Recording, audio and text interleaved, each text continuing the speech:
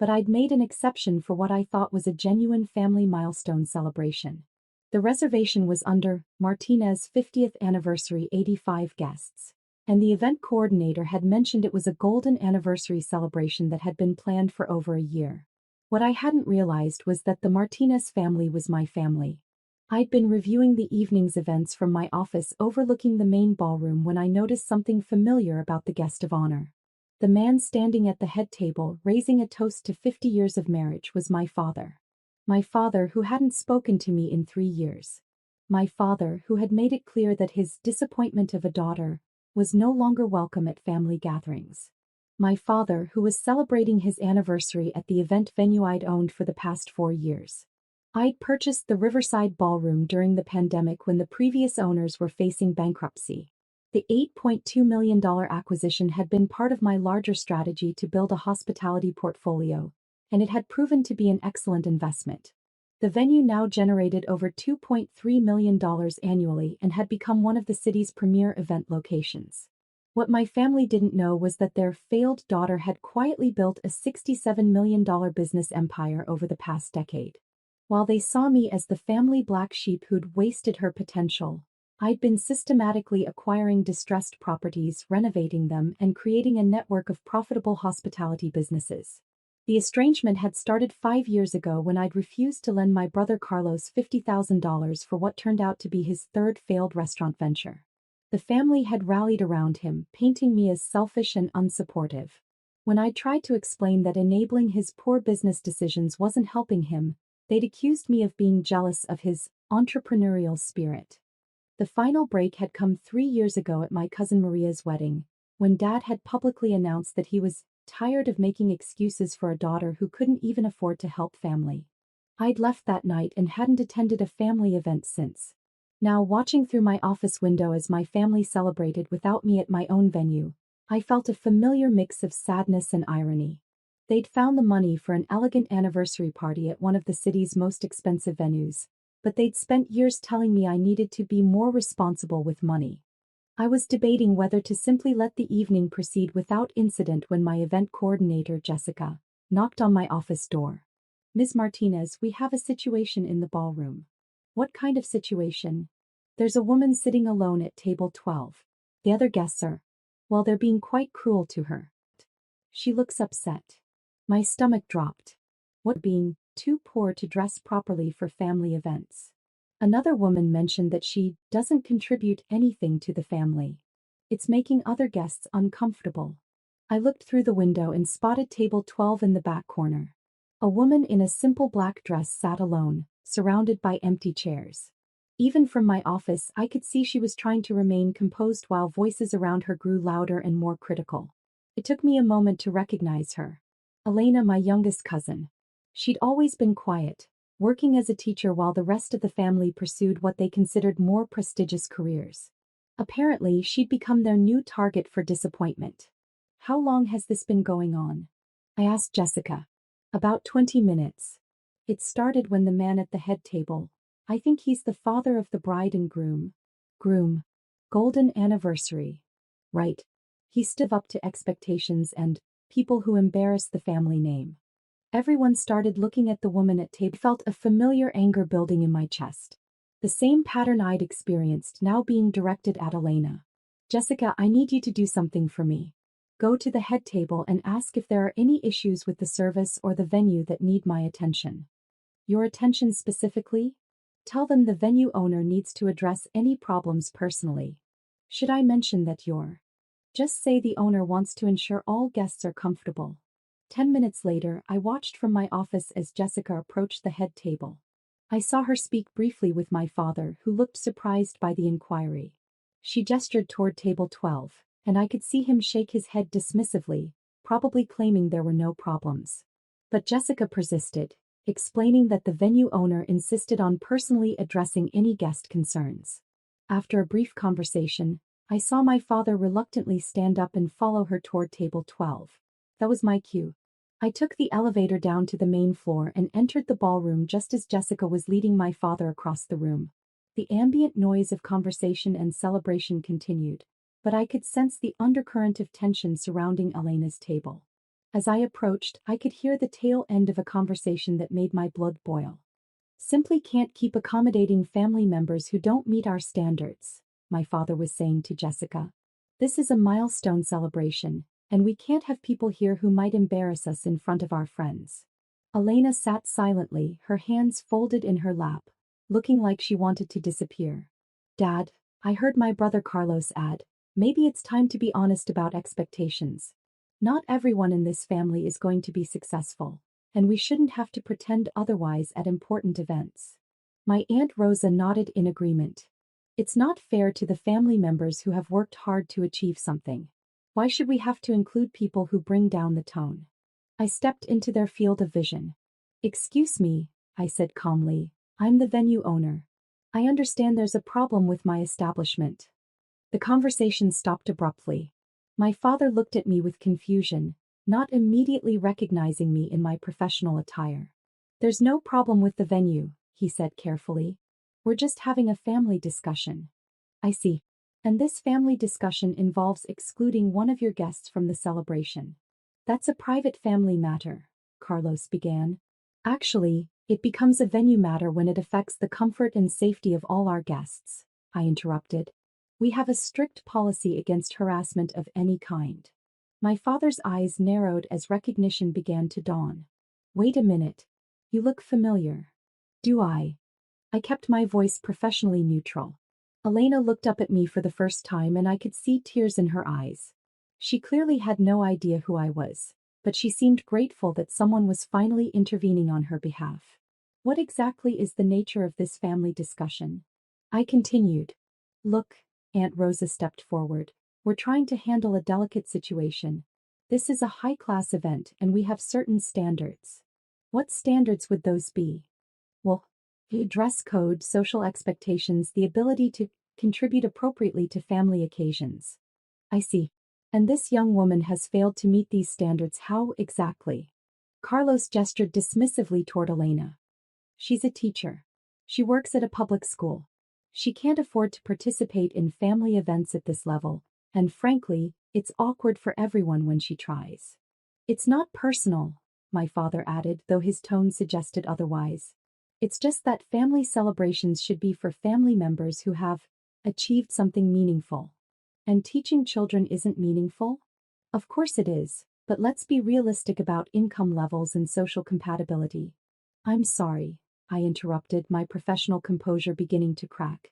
But did you just suggest that someone's value to your family is determined by their income level? That's not what we're saying, Aunt Rosa began. That's exactly what you're saying. You're telling me that you've excluded this woman from your family celebration because she doesn't make enough money to meet your social standards. My father stepped closer, studying my face more carefully. Who are you exactly? And why are you inserting yourself into a private family matter? I'm the owner of this establishment, and I'm responsible for ensuring that all guests are treated with dignity and respect on my property. Your property? Carlos laughed. Come on. You're probably just a manager or something. I pulled out my business card and handed it to my father. Martinez Hospitality Group, LLC. I own this venue, along with 6 others in the metropolitan area. My father stared at the card, then at me, then back at the card. Martinez, he said slowly.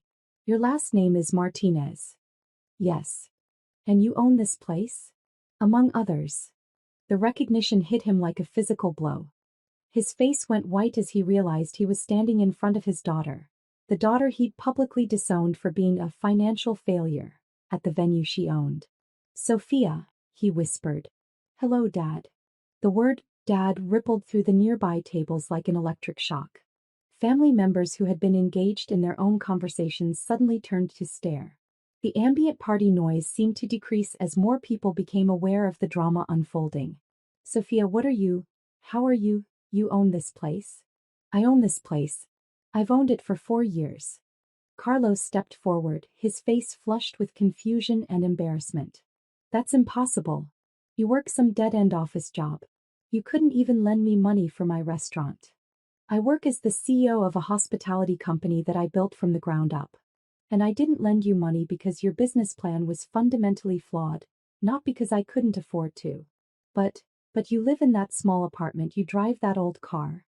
I choose to live modestly. It's called financial responsibility. Aunt Rosa was staring at me like I was speaking a foreign language. Sophia, you've been successful? This whole time. Very successful. My company's portfolio is worth approximately $67 million. The number hit the group like a bomb. I could see family members at nearby tables straining to hear the conversation. 67 million? My father repeated faintly. Yes. This venue alone generates over 2 million annually. But we thought, you never said. You never asked. You assumed I was a failure because I didn't live extravagantly or boast about my achievements. Elena was watching this exchange with wide eyes, clearly realizing that the family outcast had turned out to be more successful than anyone had imagined. Sophia, Carlos said desperately, if we had known, you would have treated me differently? That's exactly the problem. But family should support each other. Should they? Because 3 years ago at Maria's wedding, you told everyone that I was too selfish to help family. You said I was an embarrassment who couldn't even afford to contribute to family events. My father winced at the memory. Sophia, I was angry about the loan situation. You were angry because I refused to enable Carlos's poor financial decisions. And instead of respecting my judgment, you decided I was the problem. We made mistakes. You made choices. You chose to judge me based on your assumptions about my financial status. You chose to exclude me from family events because you thought I wasn't successful enough to belong. I turned to Elena, who was still sitting quietly at her isolated table. Elena, right? You're Roberto's daughter. She nodded, looking uncertain. What do you teach? 3rd grade, she said quietly. That's wonderful. Some of my most meaningful memories are from 3rd grade. My teacher, Mrs. Patterson, made me feel like I could accomplish anything. Elena smiled for the first time that evening. Elena, I continued, I want you to know that the behavior you've experienced tonight is not acceptable in my venue. Everyone deserves to be treated with dignity and respect, regardless of their career or income level. I turned back to my family. As the owner of this establishment, I have a decision to make. I can either allow this celebration to continue under the current circumstances, or I can ask you to leave. Sophia, please, my father began. Here are my conditions. Elena is welcome to join any table she chooses, and she will be treated with the same respect as every other family. Her income and her contribution to the family stop immediately. Of course, absolutely, Aunt Rosa said quickly. And, I continued, I want a sincere public apology to Elena for the treatment she's received tonight. My father looked around the ballroom, realizing that dozens of family members and friends were now watching the drama unfold. Sophia, couldn't we discuss this privately? Elena was humiliated publicly. The apology will be public. There was a long, uncomfortable silence. Finally, my father stepped forward and addressed Elena directly. Elena, I owe you a sincere apology. What happened tonight was wrong. You are a valued member of this family, and your career as a teacher is something we should all respect and support. Elena nodded graciously, though I could see she was still processing the sudden reversal in her treatment. Carlos followed reluctantly. Elena, I'm sorry for the things I said. Teaching is important work and I was out of line. One by one, the family members at nearby tables offered their own apologies. The atmosphere in the room had completely shifted, with everyone suddenly very aware that the family dynamic had been fundamentally altered. Thank you, I said. Now, Elena, would you like to join the head table for the rest of the celebration? Elena looked surprised. I couldn't. Of course you can. There's plenty of room and you deserve to be part of the celebration. As Elena gathered her things and moved to the head table, I prepared to make my own exit. But my father caught my arm. Sophia, please don't leave. Stay for the rest of the party. We have so much to talk about. Do we? Yes. I want to understand. Everything. Your business, your success, why you kept it secret from us. I didn't keep it secret, Dad. I just didn't advertise it. There's a difference. But why? Why didn't you tell us you were successful? Because I wanted to know who my family really was. I wanted to see how you'd treat me without the influence of my money. And what did you learn? I looked around the ballroom at the family members who were now eager to reconnect. at Elena, who was finally being welcomed at the head table, at the celebration that had been transformed by a revelation of hidden success. I learned that respect shouldn't be conditional on wealth. I learned that family love shouldn't depend on professional achievement. And I learned that some people only value you for what you can do for them. Sophia, we love you. Do you love me, or do you love my portfolio? He didn't have an immediate answer. Dad, here's what I want you to understand. For the past 3 years, you've had a daughter who owned multiple successful businesses, who could have helped with family financial problems, who could have provided job opportunities and business advice. But you never knew that because you decided I wasn't worth your time or respect. We can fix this. Can we? Because right now you're interested in reconciliation because you learned I'm wealthy. If I were still the failure you thought I was, would you be asking me to stay? The question hung in the air between us. I need to think about that, he said finally. I appreciate your honesty. I started to leave, but Elena approached me before I reached the exit. Sophia, thank you for standing up for me, for changing the situation, for everything. Elena, can I give you some advice? Please. Don't let anyone convince you that your worth is determined by your salary. Teaching is one of the most important professions in the world, and anyone who doesn't recognize that isn't someone whose opinion should matter to you. Do you really mean that? Absolutely. In fact, if you're ever interested in expanding your career options, my company is always looking for people with strong educational backgrounds. We run training programs for hospitality staff, and we could use someone with your expertise in curriculum development. Really? Really? Here's my card. Call me next week if you'd like to discuss it. As I finally left the ballroom, I could hear the celebration resuming behind me, but with a notably different energy. The cruel exclusion had been replaced by awkward inclusion, and Elena was now surrounded by family members eager to make up for their earlier behavior. But I knew the real test would come later, when the shock wore off and people had time to process what they'd learned. Over the following weeks, my phone rang constantly. Family members who hadn't contacted me in years were suddenly eager to reconnect. The conversations followed a predictable pattern. Expressions of amazement about my success, apologies for past treatment, and subtle or not so subtle requests for loans, investments, or business opportunities. Carlos called 5 times in 3 days, each time with a new, amazing business opportunity that just needed some initial funding. Aunt Rosa wanted to discuss a real estate investment. My cousin Miguel thought I might be interested in backing his tech startup. The most persistent contact came from my father himself. He called daily, sent letters, and even showed up at my corporate office twice, insisting that we needed to rebuild our relationship. But the conversation that meant the most came from Elena. Sophia, I wanted to thank you again for what you did at the anniversary party. You don't need to thank me, Elena. I did what anyone should do when they see someone being treated unfairly. I also wanted to let you know that I'm interested in that job opportunity you mentioned. That's wonderful. Can you come in for an interview next week? Yes, but I have to ask you something first. Of course. If I work for your company, will that change how you see me? Will I become just another family member trying to benefit from your success? The question was so perceptive it took me by surprise. Elena, you asked to interview based on your qualifications, not on your family connection. That tells me everything I need to know about your character. And if I'm not qualified for the position, then we'll find another way for you to get the experience and training you need. But Elena, you're already qualified for the most important part of the job, treating people with dignity and respect. Elena did interview for the position, and she was indeed qualified. She joined my company as our Director of Training and Development, where she's been instrumental in creating programs that focus on both professional excellence and human dignity. As for the rest of my family, the relationships have evolved in different ways. Some, like Elena, have proven their character through consistent actions rather than words. Others have shown that their interest in me remains primarily financial.